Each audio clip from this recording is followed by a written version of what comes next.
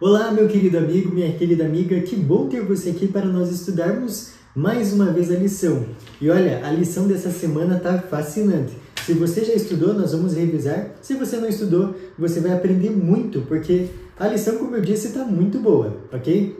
Mas antes de nós irmos para o nosso estudo, eu gostaria de te perguntar se você já começou a assistir o nosso novo programa, que é o Ensinos de Jesus. Nós estreamos ele nessa segunda-feira, no dia 28, e tá muito legal, tá? Então é um estudo continuado ali de 18 episódios, onde você vai conhecer muito sobre a Bíblia, ok? Então não perca a chance de estudar. E os nossos vídeos desse novo programa vão ao ar, tá? Toda semana às 8 horas da noite.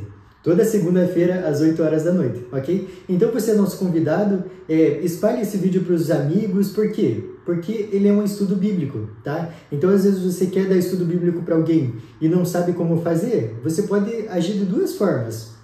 Ou pega o vídeo e manda, ou aprende com o vídeo e faz ao vivo, tá? Então, são várias formas aí de te ajudar a ser um missionário, né? Então, quando você leva a palavra de Deus para alguém, você está fazendo aquilo que Deus deixou para nós fazer, né? Que é ide e pregai ao mundo, ok? Então, não esqueça, toda segunda-feira às 8 horas nós estaremos aí com o estudo Ensinos de Jesus. E você é o nosso convidado, ok?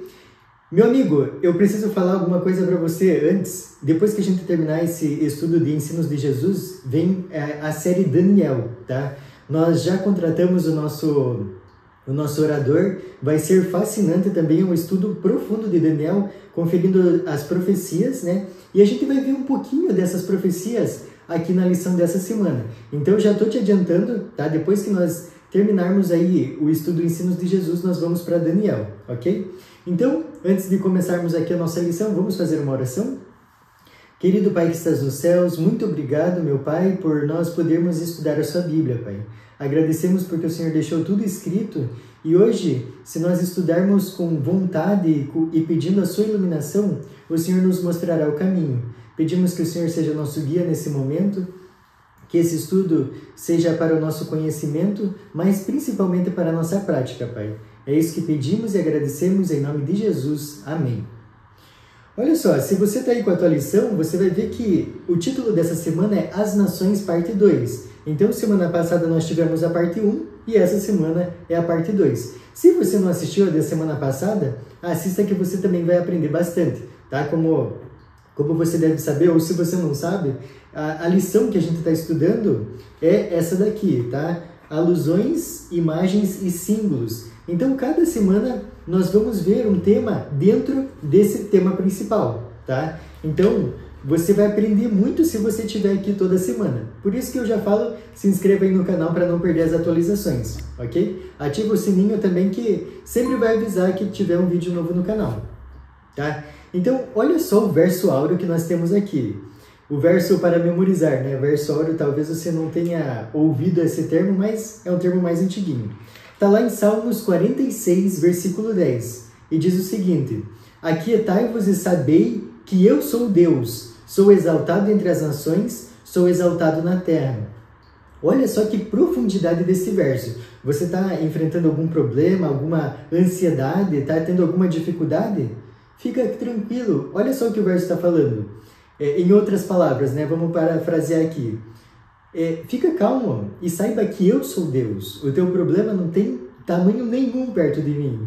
Então, para a gente entender a profundidade desse verso, a gente tem que ler com mais calma, né? E aí você vai conseguir extrair lições valiosas. Então, aquietai-vos e sabei que eu sou Deus. Olha só que esse verso aqui é impressionante, né? Então você vê as tragédias do mundo, o mundo em colapso, na política, na economia, em tudo. Aquietai-vos, acalmai-vos, porque eu sou Deus, né? Então eu achei muito legal começar com esse verso, porque olha, ele nos traz uma paz, né? Então, em meio às dificuldades do mundo, pode ficar tranquilo que Deus está no controle, ok? Então vamos aqui para a nossa parte introdutória de sábado. Eu achei esse tema aqui muito interessante, tá? Como eu disse, a lição está fascinante e cada dia a gente está aprendendo muito. Então aqui diz que ao longo dos séculos muitas pessoas têm um pensamento muito torpe, muito errado de Deus, né? E aqui diz o seguinte: Muitos têm argumentado que Deus desejava a queda, que era sua intenção que os seres humanos experimentassem o pecado e a morte. E não para por aí, e assim o levassem na pessoa de Jesus à cruz. Eles continuam ainda nessa argumentação. Então, de que outra forma ele se demonstraria para a humanidade? A ideia dessas pessoas aqui é que Deus precisava que o pecado entrasse no mundo. Mas essa é uma sugestão horrível. Jamais foi a intenção de Deus que Satanás ou a humanidade pecassem. A rebelião, como a gente sabe, a rebelião do céu, foi uma enorme tragédia e tem se estendido ao longo dos anos. Então, nessa semana, nós continuaremos estudando aí as consequências da queda humana. Essas verdades que a gente vê ao longo da história de sucessões de reis ruins, que mesmo que tinham ali alguma bondade, algum ideal, não era nem perto do ideal de Deus. Então nós vamos ver muitas dessas profecias no livro de Daniel. Por isso eu te convido a se inscrever já no canal, para você não perder quando a gente fizer essa sequência aí do livro de Daniel, ok? Então vamos para a nossa parte de domingo, que vai trazer o título O Primeiro Mandamento. E aí, qual será que foi o primeiro mandamento? Onde que ele foi escrito? Então vamos para a nossa Bíblia para ver isso? Está lá em Gênesis 2, dos versículos 9 ao 17, e diz o seguinte: Do solo fez o Senhor Deus brotar toda sorte de árvores agradáveis à vista e boas para alimento, e também a árvore da vida no meio do jardim, e a árvore do conhecimento do bem e do mal. E saía um rio do Éden para regar o jardim, e dali se dividia repartindo-se em 4 braços. O primeiro chama-se Pison, e é o que rodeia a terra de Avilá, onde há ouro. O ouro dessa terra é bom. Também se encontram lá o bidélio e a pedra de ônix. O segundo rio chama-se Gion, é o que circunda a terra de Cuxi. O nome do terceiro rio é Tigre, é o que corre pelo oriente da Síria. E o quarto é o Eufrates. Tomou, pois, o Senhor Deus ao homem e o colocou no jardim do Éden para o cultivar e o guardar. E o Senhor Deus lhe deu esta ordem: de toda árvore do jardim comerás livremente, mas da árvore do conhecimento do bem e do mal não comerás, porque no dia em que dela comeres, certamente morrerás. Você consegue imaginar, com essas descrições que nós fizemos, o que era o Éden? A gente não consegue, infelizmente. Mas pensa num lugar perfeito. E aqui é interessante que a gente às vezes pensa que Adão e Eva só ficavam lá sentadinho, na grama, e fazendo qualquer coisa com muito tempo livre. Mas não, eles estavam constantemente aprendendo diretamente do Criador. Olha só que oportunidade. Eles não eram apenas filhos de Deus, eles também eram alunos do próprio Deus. E olha só, o que nós lemos ali nos versos 16 e 17 do 2º capítulo, vai dizer para nós qual que foi o primeiro mandamento que Deus deu para eles. Você lembra o que Deus falou ali? Ele falou: não coma dessa árvore. Eu queria que você parasse nesse momento e pensasse em quantas árvores que poderiam ter no Éden. Imagina só a grande variedade, porque nós hoje já conhecemos muitas e temos aí milênios de pecados, e muitas árvores que foram extintas, mas mesmo assim nós temos muitas variedades. E imagina no Éden que era perfeito. Então por que Deus proibiu eles de comer do fruto dessa árvore? Como que algum conhecimento pode ser proibido? Não é sempre benéfico experimentar mais e conhecer mais? Segundo as Escrituras, a resposta é não. Deus tinha a intenção de transmitir uma educação completa ao seu povo, poupando-o do sofrimento de longo prazo que algum conhecimento trouxesse. Como o que aconteceria depois, quando as pessoas escolhessem ser governadas por si mesmo em vez do Criador. Milênios depois, quando Israel quis um rei, Deus apresentou as consequências dessa escolha, que foi o que nós vimos semana passada. Ele também informou que a decisão de se afastar dele teria consequências até o fim dos tempos. E com isso nós vamos para a nossa parte de segunda-feira, que vai falar sobre Daniel 2, tá? Então, olha só que interessante. Durante o cativeiro babilônico, Deus mostrou para Daniel algumas das descrições mais convincentes sobre o relacionamento de seu povo com os reinos do mundo. Seu povo não era mais autônomo e eles estavam colhendo as consequências das escolhas deles, e talvez também até aprendendo com elas. Vamos então para a Bíblia, vamos lá para Daniel 2, para ver um pouco do panorama que Deus mostrou para Daniel até o tempo do fim. Está lá em Daniel 2, dos versículos 31 ao 35. Olha só o que diz. Tu, ó rei, estavas vendo, e eis aqui uma grande estátua, esta que era imensa e de extraordinário esplendor. Estava em pé diante de ti, e a sua aparência era terrível. A cabeça era de fino ouro, o peito e os braços de prata, o ventre e os quadris de bronze, as pernas de ferro, os pés em parte de ferro e em parte de barro.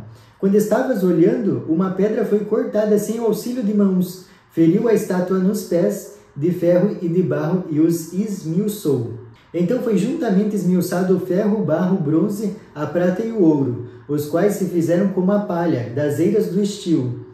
E o vento os levou, e deles não se viram mais vestígios, mas a pedra que feriu a estátua se tornou em grande montanha, que encheu toda a terra. No fim do século XIX, muitas pessoas depositaram muita confiança no progresso humano. Acreditava-se que, com todo o avanço tecnológico e científico, muitos dos piores problemas da humanidade chegariam ao fim. Quando a humanidade entrou no século XX, muitas pessoas ficaram muito otimistas. Ideias do iluminismo, como o poder da razão e a capacidade humana de se aperfeiçoar continuamente, inaugurariam uma nova era. No entanto, a Primeira Guerra Mundial, ali em 1914, destruiu todos os sonhos dessas pessoas. E no final do século XX, mais de 200 milhões de pessoas tinham morrido em guerras. Avançamos em tecnologia, mas não no sentido moral. Martin Luther King falou uma frase que definiu bem esse cenário. Temos mísseis teleguiados, mas pessoas desnorteadas. Muitos estudiosos das profecias observam que os metais de Daniel 2 vão do mais valioso para o menos valioso. Como nós vimos nos versos, ouro, prata, bronze, ferro e ferro misturado com barro. Charles Darwin, Karl Marx e entre outros pensadores do século XIX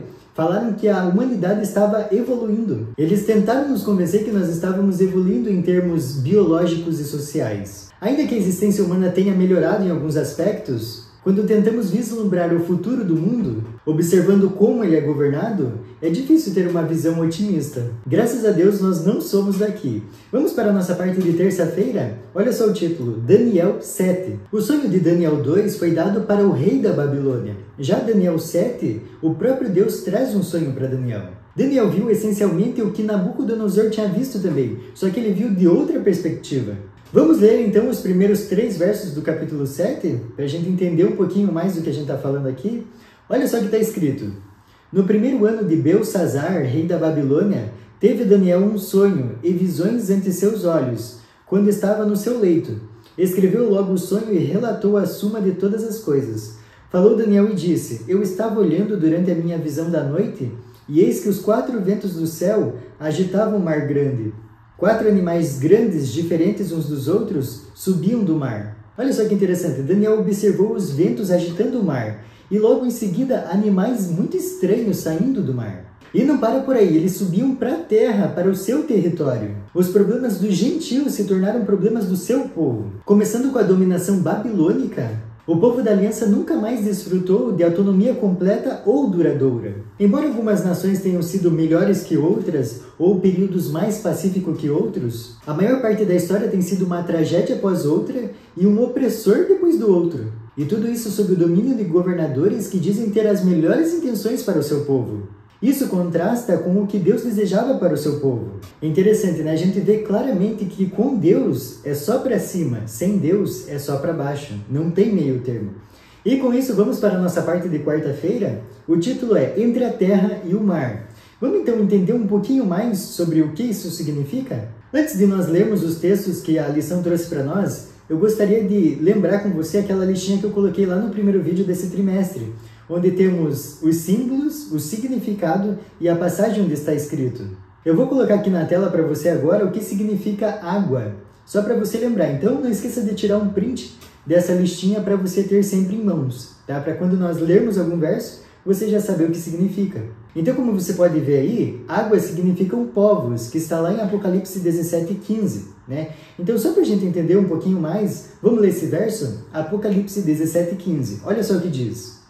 E disse-me, as águas que viste, onde se assenta a prostituta, são povos e multidões e nações e línguas. Tá? Então agora com essa informação mais fixada na nossa mente, nós vamos ler aqui os versos que a lição trouxe. Tá? Que é Apocalipse 12, versículos 15 e 16, e na sequência Apocalipse 13, versículos 1 e 11. Olha só o que diz. Então a serpente arrojou da sua boca, atrás da mulher, água como um rio, a fim de fazer com que ela fosse arrebatada pelo rio. A terra, porém, socorreu a mulher, e a terra abriu a boca e engoliu o rio que o dragão tinha arrojado de sua boca. Vi emergir do mar uma besta que tinha 10 chifres e 7 cabeças, e sobre os chifres 10 diademas, e sobre as cabeças nomes de blasfêmia. Vi ainda outra besta emergir da terra, possuía 2 chifres, parecendo cordeiro, mas falava como dragão. O dragão aqui nós podemos ver que ele usa a água para perseguir a mulher. Então, como a gente já sabe o que é água, você lembra o que é dragão? Dragão significa Satanás, que está escrito lá em Apocalipse 12, versículo 9, tá? Então, só para a gente entender aqui, Satanás usa povos, né, nações, para perseguir o povo de Deus. Porque se você lembra da nossa listinha, também mulher significa igreja, né, que está lá em Efésios 5. Então, por isso que é importante você ter essa listinha na mão. Mas mais importante que saber o significado do símbolo é ter a referência bíblica, tá? Então, é importante que você também saiba onde que está escrito cada coisa, ok? Os adventistas entendem que Apocalipse 12, 16 se refere à migração do povo de Deus que era perseguido e eles foram se refugiar no novo mundo, que quando nós vemos na história, perfeitamente se encaixa com a América. Agora, será que nós poderíamos considerar essa terra, esse novo mundo, que o povo de Deus fugiu para lá, como uma espécie de terra prometida? Seria por isso que a besta que subiu da terra inicialmente se parece com um cordeiro? Embora os Estados Unidos não fossem um novo Israel, que era a pretensão dos seus fundadores, por muito tempo essa nação tem sido uma terra de liberdade religiosa. Nós vimos lá em Apocalipse 13, versículo 11, que essa besta no futuro falará como um dragão. Os Estados Unidos, que tem sido um farol da liberdade, se tornará um perseguidor. Isso acontece quando as nações são governadas por si mesmas, em vez de serem governadas por Deus. Vamos então para a nossa parte de quinta-feira, que tem o título Profetize de Novo. A igreja remanescente nasceu no Novo Mundo ali por meados dos séculos 17 e 18, quando eles estavam buscando por liberdade religiosa. Por causa das dificuldades e perseguições que esse povo vivia em outros lugares, dificilmente o início desse movimento teria sido tão veloz e tão poderoso quanto foi nos Estados Unidos. Vamos ver então o que a Bíblia descreve sobre esse nascimento do movimento remanescente? Está lá em Apocalipse 10, dos versículos 1 ao 11. Olha só o que diz. Vi outro anjo forte descendo do céu, envolto em nuvem, com um arco-íris por cima de sua cabeça. O rosto era como o sol, e as pernas como colunas de fogo. E tinha na mão um livrinho aberto. Pôs o pé direito sobre o mar e o esquerdo sobre a terra. E bradou em grande voz, como ruge um leão. E quando bradou, desferiram os 7 trovões as suas próprias vozes. Logo que falaram os 7 trovões, eu ia escrever, mas ouvi uma voz do céu dizendo, guarda em segredo as coisas que os 7 trovões falaram e não as escrevas. Então o anjo que via em pé sobre o mar e sobre a terra, levantou a mão direita para o céu, e jurou por aquele que vive pelos séculos dos séculos, o mesmo que criou o céu, a terra, o mar e tudo quanto neles existe. Já não haverá demora, mas nos dias da voz do 7º anjo, quando ele estiver para tocar a trombeta, cumprir-se-á então o mistério de Deus, segundo ele anunciou aos seus servos os profetas. A voz que ouvi vinda do céu estava de novo falando comigo e dizendo, vai e toma o livro que se acha aberto na mão do anjo em pé sobre o mar e sobre a terra. Fui, pois, ao anjo dizendo-lhe que me desse o livrinho. Ele então me falou, toma-o e devora-o. Certamente ele será amargo ao teu estômago, mas na tua boca doce como mel. Tomei o livrinho da mão do anjo e o devorei, e na minha boca era como mel. Quando, porém, o comi, o meu estômago ficou amargo. Então me disseram, é necessário que ainda profetizes a respeito de muitos povos, nações, línguas e reis. O anjo grita com voz forte, assim como os 3 anjos de Apocalipse 14. Esse é um momento urgente na história, quando é estabelecida a obra da igreja remanescente. O anjo tinha na mão um livrinho representando o livro de Daniel, que nós podemos ver lá em Daniel 12, versículo 4. Esse livro estava aberto pela primeira vez depois de muitas gerações. O anjo tinha um pé na terra e outro no mar, indicando que essa mensagem alcançaria todo o mundo, tanto o velho como o novo mundo. No fim da história, o mundo será iluminado com a glória de Deus, e as mensagens de Apocalipse 14 serão levadas a todas as nações. Deus está conduzindo a história humana à sua grande conclusão. A Bíblia deixa claro que os reinos desse mundo serão todos destruídos, não restando vestígio nenhum, e serão substituídos pelo reino de Deus. Que legal, né? Eu espero ansiosamente esse dia e espero estar lá com você. Vamos então para a nossa parte de sexta-feira, estudo adicional? Aqui vai trazer uma lição muito importante para nós. Aqui eu gostaria de ler 2 frases para nós finalizarmos o nosso estudo, tá? A primeira é a seguinte. Não existirá nenhum inferno ardendo eternamente para fazer os resgatados se lembrarem das terríveis consequências do pecado. Muitas pessoas acreditam que existe um inferno que as pessoas ficam queimando eternamente lá. Mas esse é um estudo que a gente vai fazer, na verdade, no Ensinos de Jesus, tá? Aqui eu vou só dar um pequeno detalhe. Eu vou provar na Bíblia para você que isso não é verdade, tá? Então vamos lá para Apocalipse capítulo 20, versículo 10, que é o texto que muitas pessoas usam para constatar que existe um inferno. Olha só o que diz.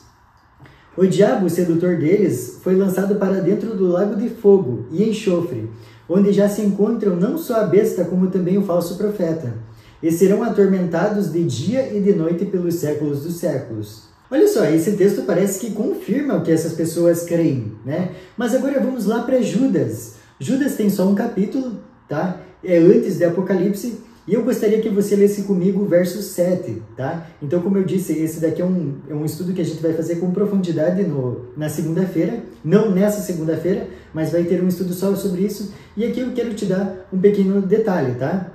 Então, olha só o que diz em Judas, versículo 7.